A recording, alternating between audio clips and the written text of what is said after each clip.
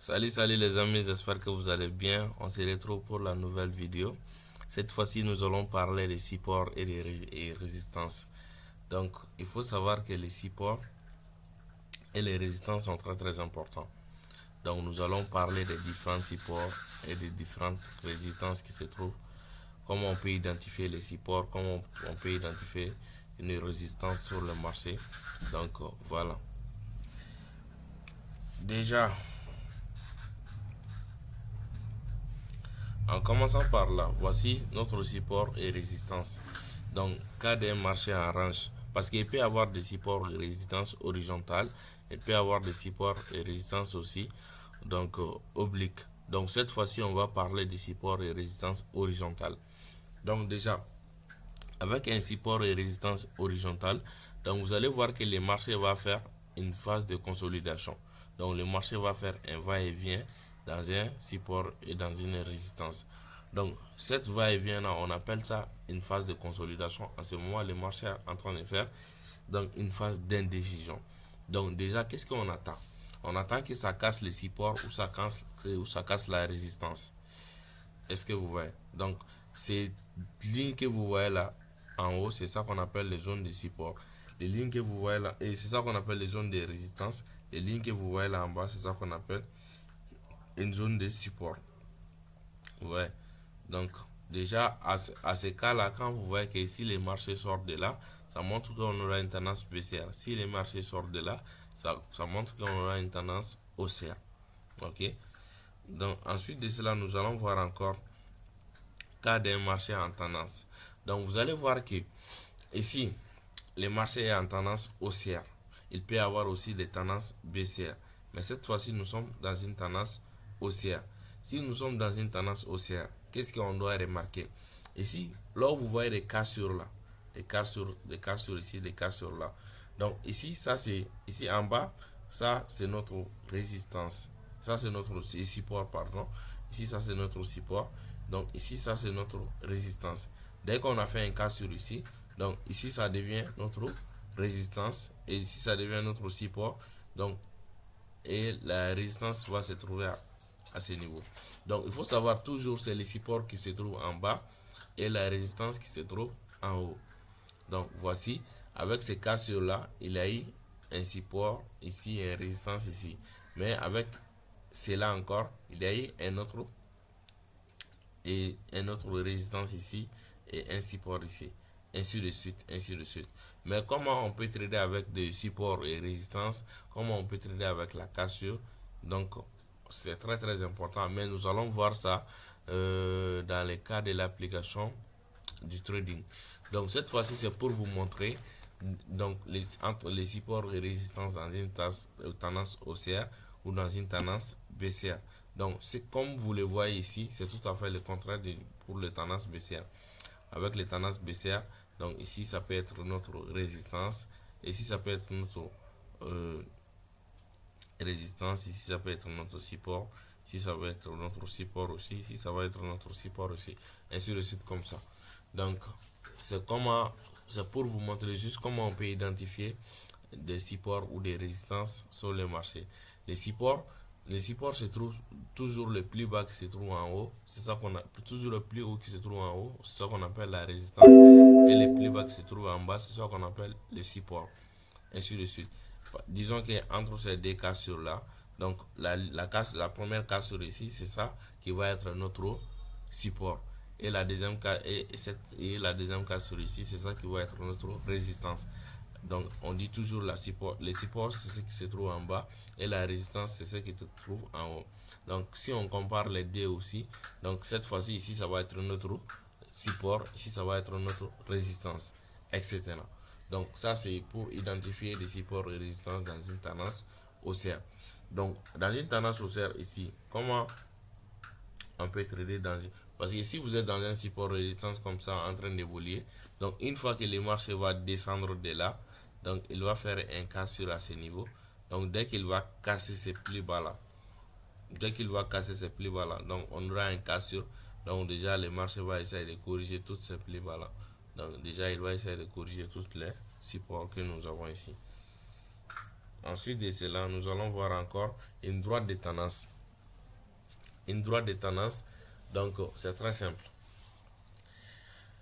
Et déjà, parce qu'il y a des supports obliques aussi, comme je vous ai dit, il y a des supports horizontaux et des résistances horizontales, mais il y a des supports obliques et des résistances obliques aussi. Mais cette fois-ci, nous sommes dans un support oblique. Donc ici, comment on peut identifier un support oblique et comment on peut trader avec un support oblique, comment un support oblique peut être validé. Donc il faut savoir que quand vous êtes dans un support oblique, le marché va faire des rebonds sur les supports. Donc ici, la première rebond a été fait. Donc on a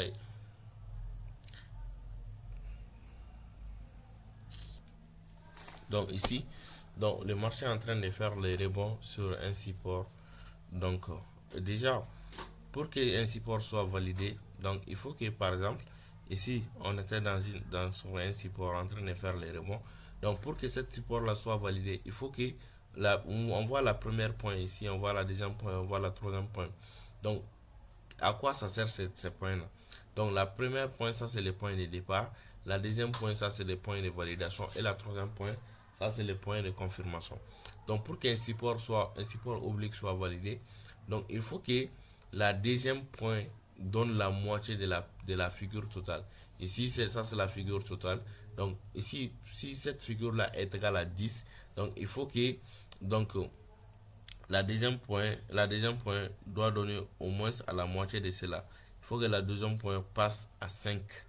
Ok, donc si ça passe pas à 5, ça veut dire que cette support oblique là n'est pas validé.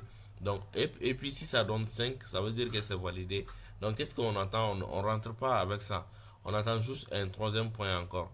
Donc un troisième point, donc avec ce troisième point là, donc ça c'est un point de validation. Avec ça on peut rentrer pour aller dans une tendance haussière. Donc il ne faut pas rentrer avec la deuxième point. La deuxième point c'est juste un point de validation. C'est la troisième qui est le point de confirmation.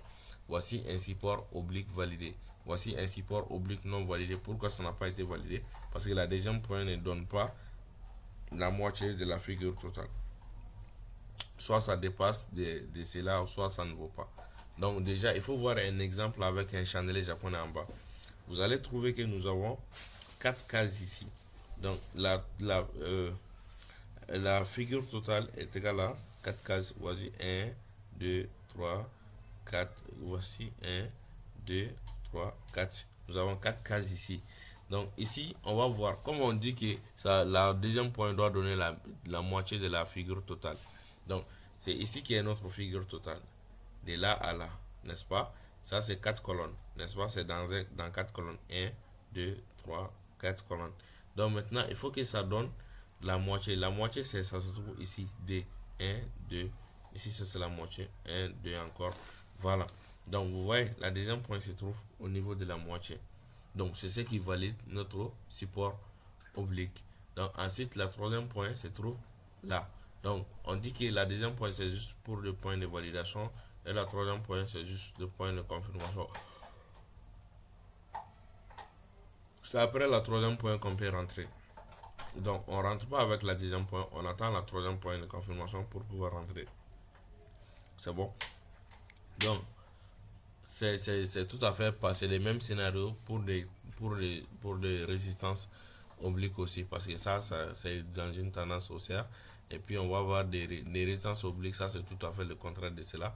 Donc ça c'est pour une tendance baissière. Ensuite de cela, donc voici un autre support et résistance qu'on appelle les canaux. Donc les supports et résistances, donc avec un canot. Donc déjà vous allez voir que le marché est en train de faire ça c'est un support, ça c'est un canal haussier, ça c'est un canal baissier, ça c'est un canal horizontal. Donc vous voyez, ça c'est pour des tendances haussières, ça c'est pour des tendances baissières, ça c'est pour des tendances range. Donc il faut savoir que le marché a 3 tendances principalement: la tendance haussière, la tendance baissière et la tendance range, qu'on appelle, voilà, une phase de consolidation. Donc déjà ici vous voyez que nous sommes dans une tendance haussière, dans un canal ou dans un support et résistance. Donc déjà il faut savoir que si vous êtes dans une tendance haussière, donc sur un support et résistance, il faut savoir que la cassure au niveau des supports, c'est ce qui est le plus important. Si vous êtes dans une tendance baissière, la cassure au niveau des résistances, c'est ce qui est le plus important. Par exemple, ici, nous sommes dans une tendance haussière. Notre option est que le marché fait un cassure au niveau de notre support. Si le marché fait un cassure au niveau de notre support, déjà, il va essayer de corriger toutes ces plus bas là. Mais s'il fait la cassure au niveau de la tendance haussière, ça montre que la tendance haussière est toujours soutenue. Ok, donc dans une phase, donc si ça sort de là, ça montre que ça va monter un peu. Si ça sort de l'autre côté, ça montre que ça va descendre un peu aussi. Ok, ça montre que ça va descendre un peu aussi. Mais notre souhait, c'est de faire la cassure à ce niveau, en bas, au niveau des supports. Si nous sommes dans une tendance baissière, notre souhait est de faire la cassure au niveau de la résistance. Parce que si vous êtes dans une tendance baissière, la cassure au niveau des résistances, c'est ce qui est le plus important.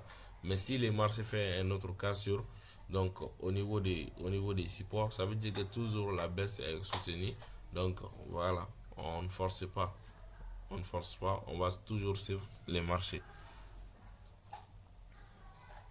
Ensuite de cela, nous allons voir encore donc les canaux horizontal ou range. Donc déjà vous voyez que nous sommes dans un support de résistance horizontale. Donc cette fois-ci on était dans un support de résistance donc oblique, mais cette fois-ci on est dans un support de résistance horizontale. Donc dans un support de résistance horizontale, donc comment on peut trader avec ça? Avec ces arts de support avec ces supports et résistance horizontale. Donc il faut savoir que le marché n'a pas une seule direction à ce moment. Il peut sortir au niveau des supports comme il peut sortir au niveau des résistances. Donc déjà, c'est à vous de vous placer en buy stop ici et en sell stop en bas. Dès que ça va sortir de là, ça te prend et ça va partir avec toi. Dès que ça va sortir en bas, ça te prend et ça va partir avec toi. Donc, dans une phase de range, ça veut dire que le marché est en phase de correction, est en phase de consolidation. Est-ce que vous voyez? Donc, c'est ça, les supports et résistants. Pour vous mieux expliquer seulement, les supports et résistance, c'est juste des points, des lignes parallèles. Il y a un qui se trouve en haut qu'on appelle la résistance et un qui se trouve en bas qu'on appelle le support.